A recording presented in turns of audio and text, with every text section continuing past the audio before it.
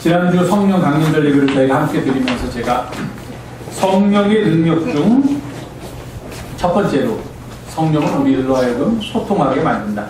막혔던 담을 헐게 만든다. 길을 뚫게 한다. 기가 막히게 하는 것이 아니라 길을 뚫는 그런 역할을 하는 것이 바로 성령의 능력이다 하는 말씀을 드렸습니다. 오늘은 그 성령의 능력 중 또 다른 것, 바로 우리를 변화시키는 능력에 대해서 말씀을 드리려고 합니다. 오늘은 우리 감리교를 창설한 존 웨슬리의 회심을 기념하면서 함께 예배를 하는 날입니다. 그래서 존 웨슬리의 회심을 기억하면서 그의 회심과 그리고 성령께서 하시는 능력, 성령께서 하시는 행하시는 역사, 이것을 함께 연결시켜서 하나님의 말씀을 나누고자 합니다. 변화해야 된다. 참 우리 주변에서 많이 듣는 말입니다. 변화해야지만 살아남을 수 있다. 변화해야만 한다. 그런데 우리가 말로 하는 것만큼 그렇게 변화하는 것은 쉬운 일이 아닌 것 같습니다. 우리가 세상을 살다 보면서 다 모든 사람들이 새롭게 혁신해야 된다. 뭐 유명한 재벌 그룹은 부인하고 자식만 빼놓고는 다 바뀌어야 한다. 다 변화해야 된다. 뭐 그런 말을 언젠가 했다고 저도 들은 기억이 있는데, 기업을 하는 사람이건 그렇지 않고 또 뭐 학문에 종사하는 사람이건 또는 자신의 사업을 영위하는 사람이건 변화하지 않고서는 살아남을 수 없다라는 말이 아주 당연하게 들리는 그런 사회에 살고 있습니다. 조그만 가게를 하더라도 매일 똑같은 거, 제가 조그만 빵집을 만약에 경영한다고 가정을 하면은 빵집에서 매일 똑같은 빵을 구워서 내놓으면은 하루 이틀은 팔릴지 모르지만 사람들이 안 온다고 그러죠. 지나가다 보면은 좀 새로운 모습에 새로운 맛을 낼 것 같은 빵이 있어야지 들어가서 한번 사 먹어보지. 어제도 먹었던 빵, 그저께도 먹었던 빵, 지난주일에도 먹었던 빵이 그대로 똑같은 모습으로 있으면 사람들이 실증을 느끼고 더 이상 그 가게에는 들어오지 않는다. 그렇게들 보통 얘기들 합니다. 그런데 사실 변화라는 것은 말하는 것만큼 그렇게 쉬운 일은 아닌 것 같습니다. 한동안 물리학의 세계를 지배했던 법칙이 뉴턴이라는 사람이 만든 법칙이 고전 물리학에서는 물리학의 세계를 지배했습니다. 아직까지도 이 보통 우리가 말하는 큰 세계, 거시적인 세계, 우리들의 눈으로 보이는 세계에서는 전부 다 뉴턴의 법칙이 적용됩니다. 그 뉴턴의 법칙이 세 가지가 있는데 그 중에 관성의 법칙이라는 것이 있습니다. 이것이 첫 번째 의 법칙이에요. 운동의 법칙 중에. 관성의 법칙은 한마디로 말하면 뭐냐? 변화를, 이 세상의 모든 물체는 변화를 싫어한다 하는 게 물리학의 제1법칙입니다. 다른 말로 하면은 어떤 물체가 가만히 있으면 이 물체의 외부에서 힘을 가하지 않는 한 이 물체는 그대로 가만히 있는다는 겁니다. 그렇죠? 제가 여기다 이것을 놔두면, 전화를 놔두면 제가 손을 대지 않으면은 갔다가 다시 오면은 이 물체는 생명체가 아니기 때문에 이 자리에 누가 가져가지 않느냐, 이 자리에 가만히 있습니다. 자기가 혼자서 여기 있기 싫다고 해서 펄쩍펄쩍 뛰어서 여기 떨어지거나 그렇지 못합니다. 가만히 있습니다. 움직이지 못합니다. 그 뉴턴이라는 사람이 말한 거, 움직이지 않는 물체는 외부에서 힘을 가하지 않는 한 움직이지 않고, 만약에 어떤 물체가 움직이고 있으면 외부에서 힘을 가하지 않는 한 이 물체는 영원히 똑같은 속도로 움직이게 된다. 그게 관성의 법칙입니다. 사실은 안 그러죠. 마찰력이라는 게 있으니까 그 물체는 외부에서 힘을 가하지 않으면 가다가 가하지 않는데도 불구하고 마찰력이라는 보이지 않는 힘이 가해지기 때문에 가다가 쓰고 맙니다. 어쨌든 물리학을 지배하는 법칙조차도 이 세상의 모든 만물은 변화되는 것을 싫어한다. 그렇게 이야기하고 있습니다. 현재의 상태를 다른 어떤 외부적인 강압이 주어지지 않는 한 그대로 유지하려는 성질이 모든 물체가 고유하게 가지고 있는 성질이다. 그렇게 얘기합니다. 사람도 예외는 아닌 것 같습니다.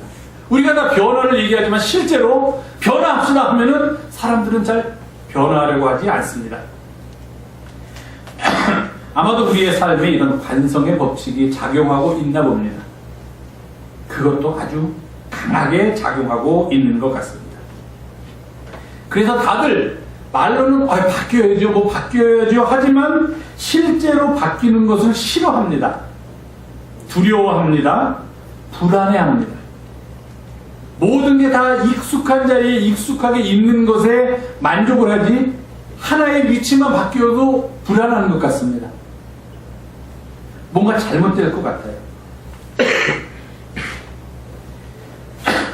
개인의 삶도 그렇고 공동체의 삶도 마찬가지입니다.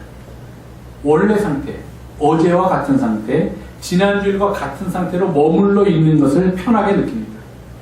그래서 선거 때가 되면 사람들이 뭔가 바뀌어야 된다 하고 야당 쪽에서 주장을 하고, 여당 쪽에서는 옛날에 구관이 명관이다, 바뀐들 뭐가 바뀌겠느냐, 다 똑같다 이렇게 얘기를 합니다. 그럼 사람들은 바뀌어야 된다 하다가도 막상 선거를 하러 투표를 하러 들어가다 보면은 진짜로 바뀌면은 뭐 좀 큰일 나는 거 아니야 하는 생각 때문에 옛날 상태로 머물러 있게 하자 하는 쪽에다 투표를 하고 나오는 게 보통 사람들의 습성이라고 합니다.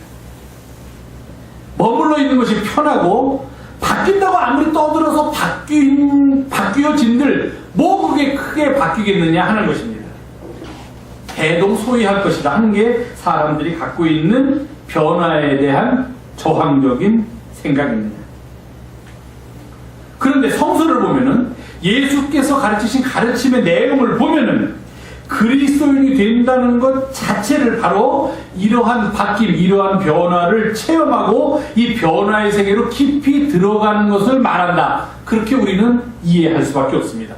예수님께서 하신 여러 가지 말씀들, 예수님께서 보여주신 삶의 행적들, 그리고 성서 곳곳에서 우리에게 전해주고 있는 메시지는 우리로 하여금 이전의 상태에 머물러 있어서는 안 된다. 무엇인가 변화되어야 한다. 무엇인가 바뀌어야 된다. 그래야지만 새로운 세계가 창조될 수 있다는 것을 우리들에게 보여주고 있다는 것입니다. 그런데도 우리들은 예수 그리스도의 제자가 되겠다고 고백을 하면서도, 또 주님을 따르겠다고 결심하면서도 아직도 옛것에 머물기를 원하고 이전의 상태에서 변화되는 것을 두려워하고 원하지 않고, 그러면서 주님을 따르겠다 그렇게 고백하는 그런 경우가 많이 있는 것을 보게 됩니다. 그런데 만약에 우리가 주님의 제자가 되고 주님을 우리의 구주로 고백한다고 하면서도 우리의 삶에 아무런 변화가 일어나지 않고 옛것에 머물러 있다면 그것은 진정으로 주님의 제자가 되는 삶이 아니다 하는 것을 분명하게 알 수가 있습니다. 예수께서 제자들을 찾아갔습니다. 그들의 직업은 어부였습니다. 그들은 평생 고기 잡는 일밖에 몰랐습니다. 그런데 그들에게 나를 따르라 그러니 성서는 아주 단도직입적으로 중간에 과정을 다 생략한 채 그들이 그물을 버리고 주님을 따랐다 이렇게 기록하고 있습니다. 과감한 삶의 변화를 아주 담대하게 선택했다는 것입니다. 그들은 그물을 버리면 살 수 없다라고 지금까지 생각하면서 살았습니다. 나는 이 그물 때문에 살고 그물이 나를 살게 한다라고 생각하던 사람들인데 그 그물을 버리고 예수님을 따랐다는 것입니다. 삶의 전적인 변화를 경험하는 일에 그들이 과감하게 그들의 발을 내딛었다는 것입니다. 한밤중에 예수님을 찾아왔던 니고데모라는 사람도 있습니다. 그에게 주님께서 말씀하십니다. 정말로 하나님 나라에 가기를 원하는가? 그렇다면 물과 성령으로 네가 거듭나야 된다라고 말씀하십니다. 다시 태어나야 된다라고 말씀하십니다. 니고데모가 반문하죠. 내가 이렇게 장성했는데 어떻게 엄마 뱃속에 들어갔다가 다시 태어납니까? 주님께서 말씀하십니다. 물과 성령으로 거듭나야 된다는 것을 이해하고 그러한 삶 속으로 들어가는 사람만이 하나님 나라에 갈 수 있다는 것을 그에게 이야기하고 있습니다. 바울을 보십시오. 주님을 만나고 그의 삶이 완전히 변화되었습니다. 그야말로 변화의 회심의 가장 대표적인 인물을 꼽으라면 우리는 서슴지 않고 바울이라는 사람을 꼽을 수 있다는 것입니다. 그런데 이러한 성서에 나오는 여러 사람들에게 일어났던 이런 변화가 우리가 성서 구절을 읽는 것처럼 또는 제가 이렇게 말씀드리는 것처럼 그렇게 쉽게 일어나는 과정은 결코 아니라는 것을 우리는 너무도 잘 알고 있습니다. 우리도 변화해야 된다는 건 알지만 이들처럼 그렇게 변화한 삶을 사는 것으로 선뜻 뛰어들기가 두렵습니다. 가지고 있는 것을 내려놓기가 어렵습니다. 걱정이 됩니다. 결코 쉽지가 않습니다. 그래서 이러한 변화를, 이러한 삶의 바뀜을 가능하게 하기 위해서 우리는 성령께 도우심을 요청합니다. 성령께서 우리에게 베풀어 주시는 능력 가운데 가장 위대한 능력 중에 하나가 바로 사람을 바꾸어 놓는 능력을 우리는 이야기합니다. 아직까지도 많은 한국의 교회에서는 성령의 능력을 이야기하려는 기복적인 그런 차원에서 성령의 능력을 이해하려는, 마치 산타클로스처럼 성령의 능력을 이해하려는 경향이 아직도 팽배해 있는 것을 볼 수가 있습니다.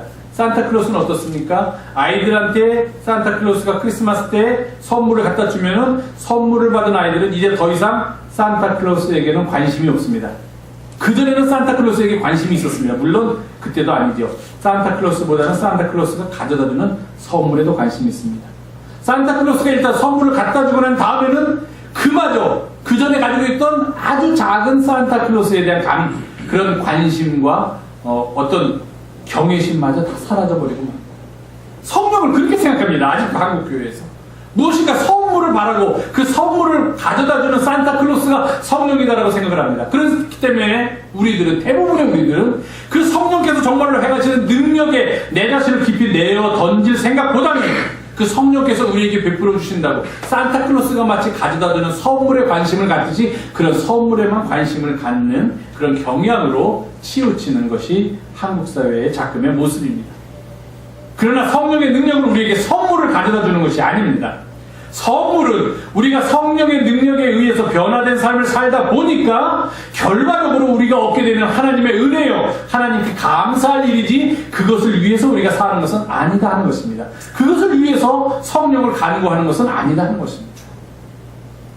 성령을 간구하는 이유는, 그리고 성령께서 능력이 있다라고 우리가 말할 수 있는 이유는 바로 그 성령만이 우리의 삶을 그리스도를 따르는 사람의 삶으로 변화시켜 줄 수 있다라는 그런 믿음의 고백에서 나오는 것이기 때문입니다.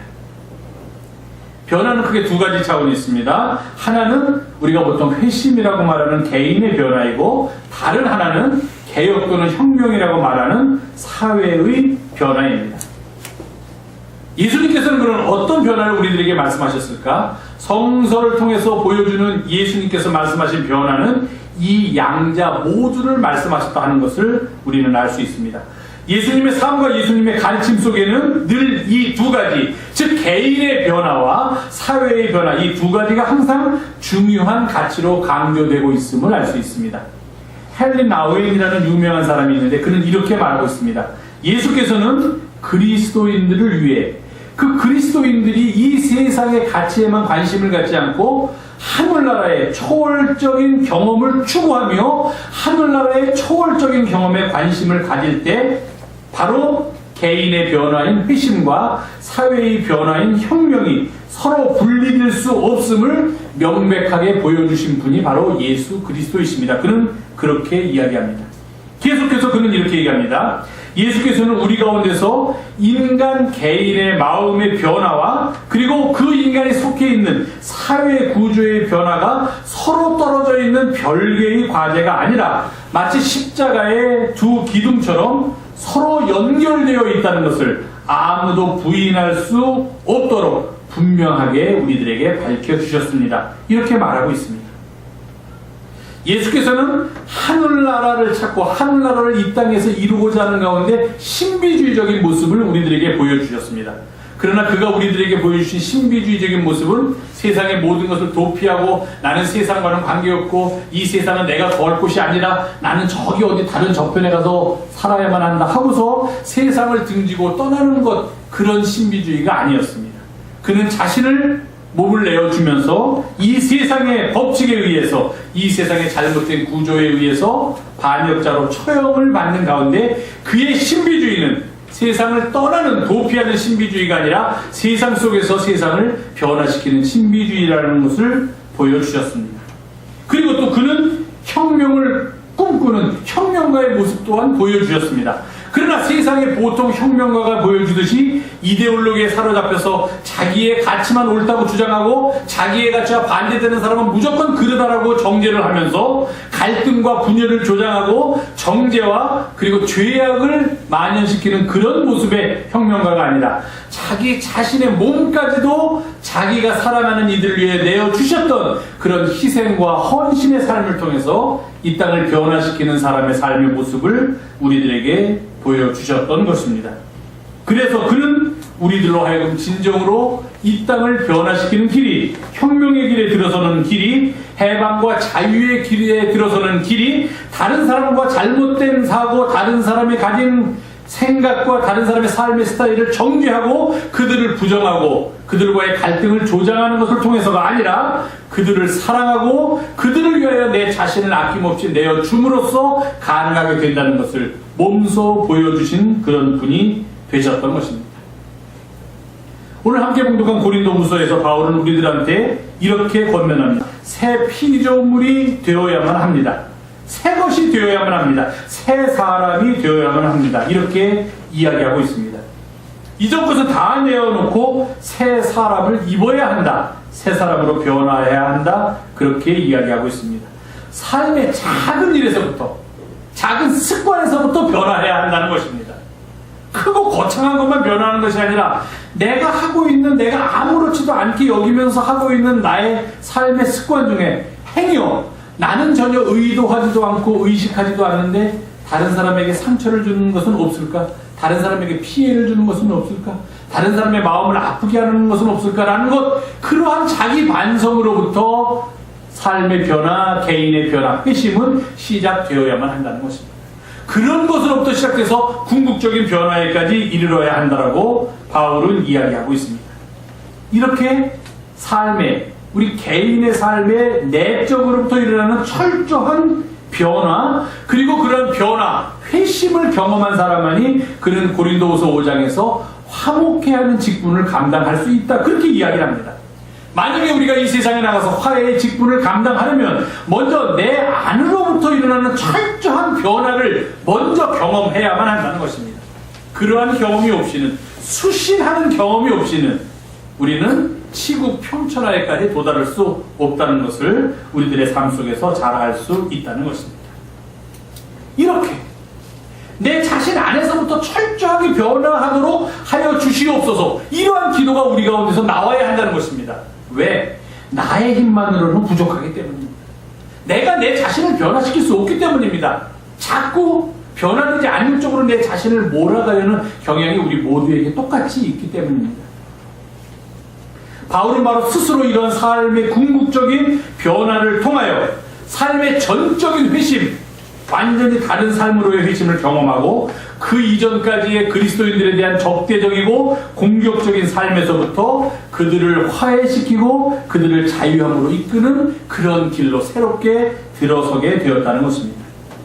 이것이 바로 성령의 능력입니다. 그 바울을 그렇게 변화시킨 그 능력을 우리도 똑같이 성령께 간구해야만 한다는 것입니다. 성령이여 오소서, 우리를 새롭게 하소서라고 기도하는 것은 바로 나를 변화시켜 주시옵소서. 내 힘만으로는 안 됩니다.